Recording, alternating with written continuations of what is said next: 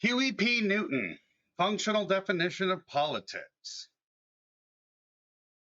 Written January 17th, 1969. Source, The Black Panther. That's the Black Panther newspaper. January 17, 1969. Transcription / markup by 2021 by Philip Mooney. Public domain. Marxist Internet Archive 2021. This work is completely free. This is a functional definition of politics by Huey P. Newton.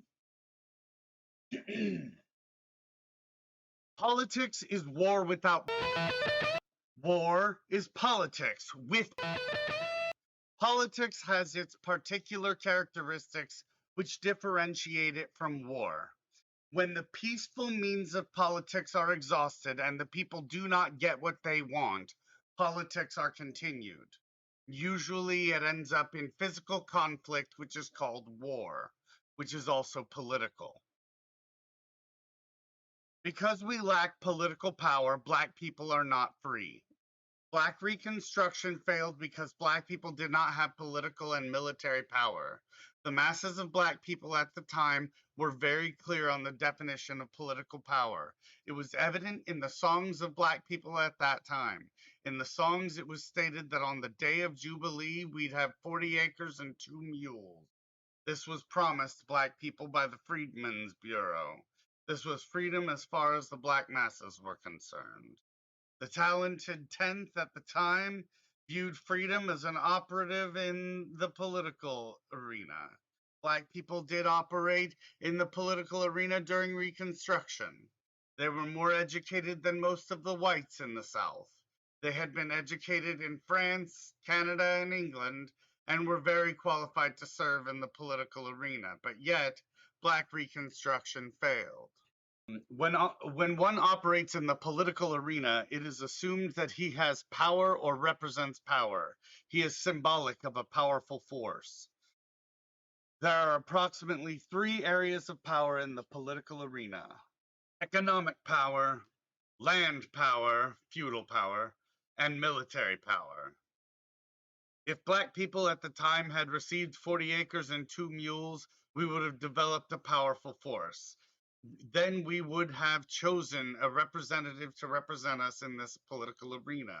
Because Black people did not receive the 40 acres and 2 mules, it was absurd to have a representative in the political arena. When white people send a representative into the political arena, they have a power force or power base that they represent. When white people, through their representatives, do not get what they want, there is always a political consequence. This is evident in the fact that when the farmers are not given an adequate price for their crops, the economy will receive a political consequence. They will let their crops rot in the field. They will not cooperate with other sectors of the economy.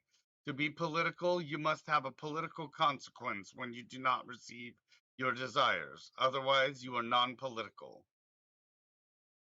When Black people send representative, he is somewhat absurd because he represents no political power.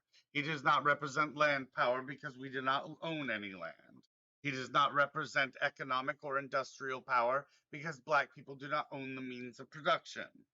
The only way he can become political is to represent what is commonly called a military power, which the Black Panther Party for Self-Defense calls self-defense power.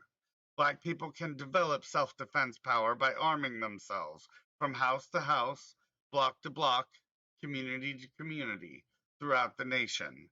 Then we will choose a political representative and he will state to the power structure the desires of the Black masses. If the desires are not met, the power structure will receive a political consequence. We will make it economically non-profitable for the power structure to go on with its oppressive ways. We will then negotiate as equals. There will be a balance between the people who are economically powerful and the people who are potentially economically destructive. The white racist oppresses Black people not only for racist reasons, but because it is also economically profitable to do so. Black people must develop a power that will make it non-profitable for racists to go on oppressing us. If the white racist imperialists in America continue to wage war against all people of color throughout the world, and also wage a civil war against blacks here in America, it will be economically impossible for him to survive. We must develop a strategy that will make his war campaigns non profitable. This racist United States operates with the motive of profit. He lifts the gun and escalates the war for profit reasons. We will make him lower the guns because they will no longer serve his profit motive. Every man is born, therefore he has a right to live, a right to share in the wealth. If he is denied the right to work, then he is denied the right to live. If he can't work, he deserves a high standard of living, regardless of his education or skill. It should be up to the administrators of the economic system to design a program for providing work or livelihood for his people. To deny a man this is to deny him life. The controllers of the economic system are obligated to furnish each man with a livelihood. If they cannot do this, or if they will not do this, they do not deserve the position of administrators. The means of production should be taken away from them and placed in the people's hands so that the people can organize them in such a way as to provide themselves with a livelihood. The people will choose capable administrators motivated by their sincere interest in the people's welfare and not the interest of private property. The people will choose managers to control the means of production and the land that is rightfully theirs. Until the people control the land and the means of production, there will be no peace. Black people must control the destiny of their community. Because Black people desire to determine their own destiny, they are constantly inflicted with brutality from the occupying army, embodied in the police department. There is a great similarity between the occupying army in Southeast Asia and the occupation of our communities by the racist police. The armies are there not to protect the people of South Vietnam, but to brutalize and oppress them for the interests of the selfish imperial power. The police should be the people of the community in uniform. There should be no division or conflict of interest between the people and the police. Once there is a division, then the police become the enemy of the people. The police should serve the interests of the people and be one and the same. When this principle breaks down, then the police become an occupying army. When historically one race has oppressed another, and policemen are recruited from the oppressor race to patrol the communities of the oppressed race, an intolerable contradiction exists. The racist dog policemen must withdraw immediately from our communities, cease their wanton and brutality and of Black people, or face the wrath of the armed people. The end. Huey P. Newton, The Black Panther Party, Marxist Internet Archive. Yeah, this is really powerful. This is, I mean, it's still a bit relevant today, but like as I've said previously, like this week during other readings of one of Huey P. Newton's um, uh, comrades, which was Fred Hampton. See, at the time, they needed guns. They needed actual military power because they didn't have any. The thing is, they were, after the murder of the Black Panthers, uh, many of them, straight up murdered by the U.S. government, by the state. Um, there is still an unequal distribution of uh, the means of defense, the means of military power. Um,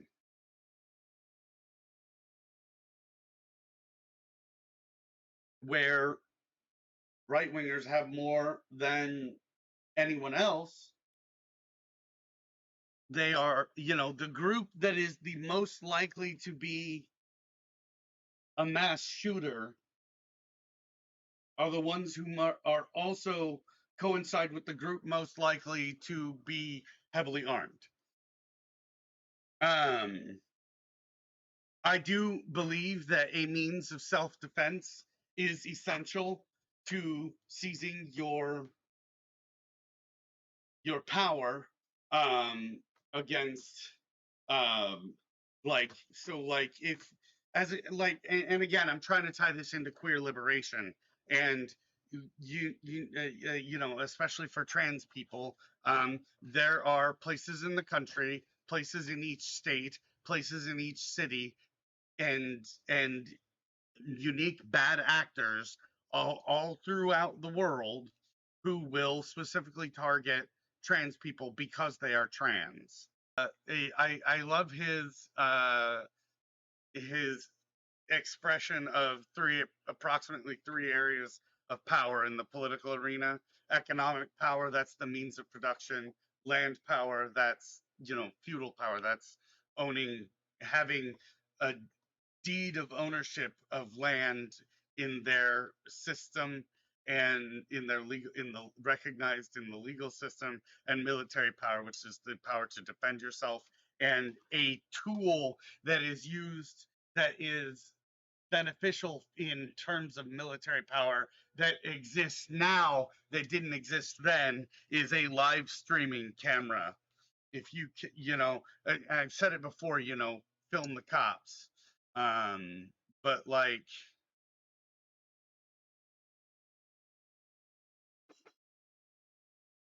film shit.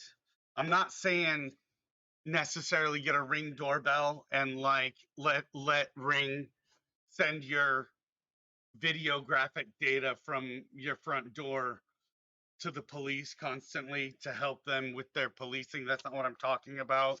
But if you can, um, the tools are just as easy and possibly cheaper to set up CCTV. Essentially, what is localized CCTV for your property, for your vehicle, for your person while you're out working, while you're out laboring, or however you make you find your means of survival. um I don't know, I'm like, I support that shit. Film the cops. That is a information is a military weapon, is a military power weapon, um because you have to remember that politics is an informational technology. um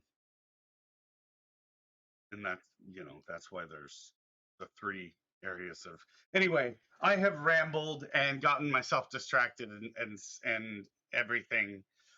So we are done.